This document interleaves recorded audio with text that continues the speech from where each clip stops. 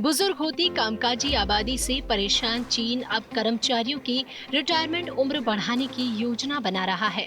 दरअसल घटती जन्म दर और बुजुर्गों की बढ़ती आबादी से चीन में काम करने के लिए लोगों की भारी कमी होती जा रही है। ऐसे में मौजूदा कामकाजी लोगों को जल्दी रिटायर न करने का फैसला किया गया है।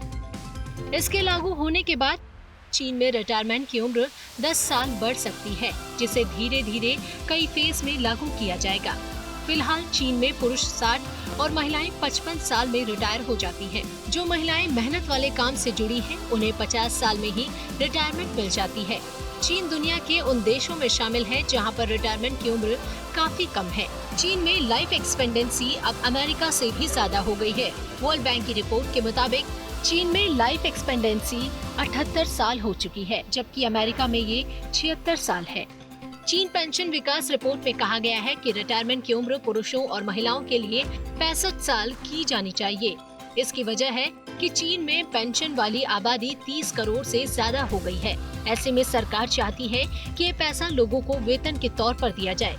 दुनिया में कई देश कम जनसंख्या बढ़ोतरी और कामकाजी लोगों की संख्या में कमी के चलते रिटायरमेंट उम्र बढ़ाने पर विचार कर रहे हैं। इसके अलावा कई देशों ने पहले ही रिटायरमेंट उम्र को बढ़ाया है। Denmark, Greece, Italy, Ireland, Israel जैसे देशों में सबसे ज्यादा 77 साल में रिटायरमेंट का प्रावधान है। अमेरिका में ये उम्र 66 साल है, जो 1960 के बाद पैदा होने वाले लोगों के लिए 67 साल दी गई थी। श्रीलंका में रिटायरमेंट एज 55 साल थी, जिसे 2022 में बढ़ाकर 60 साल किया गया। फिलहाल थाईलैंड में रिटायरमेंट एज सबसे कम 55 साल है। फ्रांस में 2023 में रिटायरमेंट एज 62 से बढ़कर 64 कर दी गई थी। ब्रिटेन में रिटायरमेंट एज 66 साल कर दी गई है, जिसे 2026 और 2028 के बीच बढ़ाकर 67 और फिर 2044 और 2046 के बीच 68 साल तक ले जाया जाएगा।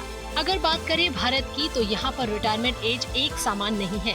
केंद्र सरकार की कई नौकरियों में रिटायरमेंट की उम्र 60 साल है, वहीं राज्य सरकारों में ये 58 से 60 साल तक है। भारत में सुप्रीम कोर्ट के जज की रिटायरमेंट उम्र 65 साल है, जबकि यूनिवर्सिटी में शिक्षकों के लिए उम्र 62 साल है। भारत में पहले रिटायरमेंट की उम्र 60 साल थी, लेकिन 60 के दशक में इसे घटाकर 58 साल कर दिया गया था। मई 1998 में केंद्र सरकार ने केंद्र कर्मचारियों के रिटायर होने की उम्र 58 से बढ़ाकर 60 कर दिया था।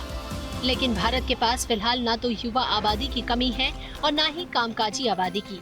ऐसे में चीन के साथ पैदा हुई ये समस्या कम जन्म दर के चलते आगे चलकर ज्यादा गंभीर हो सकती है।